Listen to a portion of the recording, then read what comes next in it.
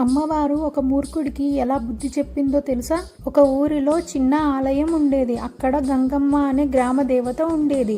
ఆ గంగమ్మ తల్లిని ఆ గ్రామంలో అందరూ చాలా భక్తితో పూజించేవారు.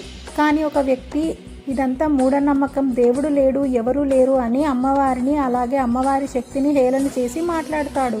దేవుడితో పరిహాసాలు ఆడుతాడు. అలా ఒకరోజు రాత్రి అతనికి కలలో గంగమ్మ తల్లి కనిపించి నేను ఉన్న స్థలాన్ని అవమానించకు అని హెచ్చరించింది.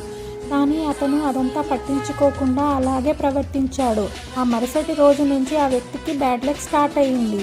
తన బిజినెస్లో ఒక్కసారిగా లాస్ రావడం, ఆ టెన్షన్తో హెల్త్ పాడవ్వడం జరిగింది. అప్పుడు తను అనుకున్నాడు, నేను అమ్మవారిని అలా అనడం వల్లే ఇలా నాకు సమస్యలు మొదలయ్యాయని. అప్పుడు తను తప్పు తెలుసుకొని అమ్మవారి గుడికి వెళ్ళి అమ్మవారిని వేడుకున్నాడు, అమ్మా నన్ను క్షమించు అని. ఆ తర్వాత తన సమస్యలు మెల్లిగా తగ్గిపోయాయి.